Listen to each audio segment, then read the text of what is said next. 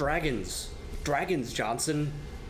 As a yapper, and since I lost my mind reading Gravity's Rainbow, I feel it's my time to shine with the release of a brand new From Software game. Since I have this platform all to myself to say whatever I want, I will first say that there's a best new From Software dragon boss fight. Move over, Midir. I mean, Placidusax. I mean, Bale. Because Caligo of Nightreign is here. Suspicious. Is the annoying hype culture real? I'll leave that for you to decide. On your journey towards fighting all these bosses, you'll have to actually play the game, however. And playing the game its own is fun, which I don't see much praise for from other internet yappers. The Night Lords themselves are fun From Software bosses. They come with the expected From Software quality: fitting, intense music, breathtaking visual design, and readable attacks. However, I don't think any one Nightreign boss is anything to write home about. I believe that, in fact, these bosses were intentionally made to be slightly easier than the showpiece bosses of Elden Ring were.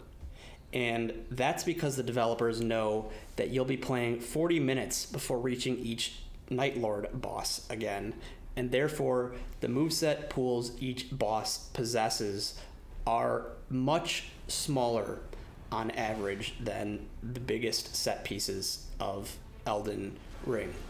For example, take Gladius the three-headed dog. He has 14 moves total.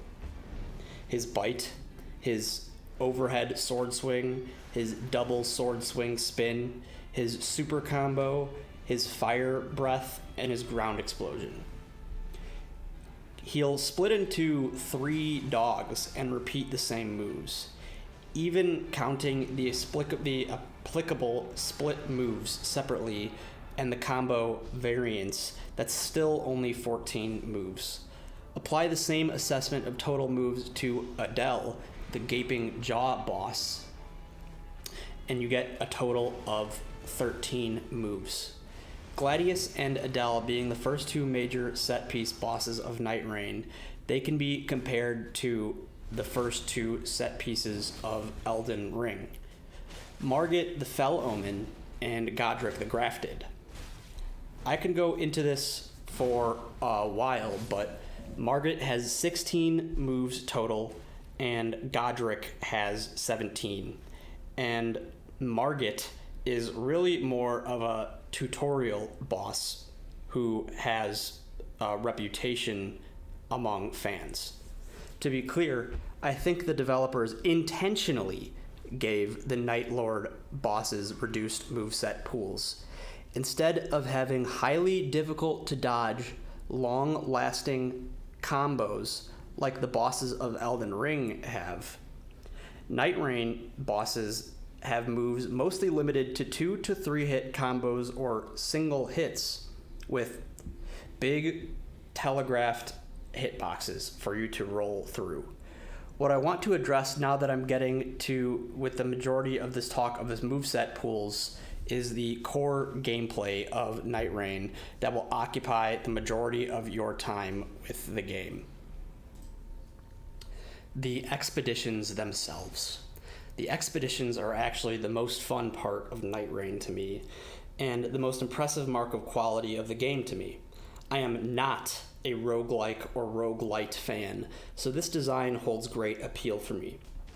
The player can actually find great consistency across their runs. The shifting earth is the most drastic change the maps will receive, but otherwise, the points of interest can be followed and met as they only change minimally across each run. To me, this was a surprising feature of Nightreign that actually helped my enjoyment to flourish, because I could quickly learn the maps and get to the bosses.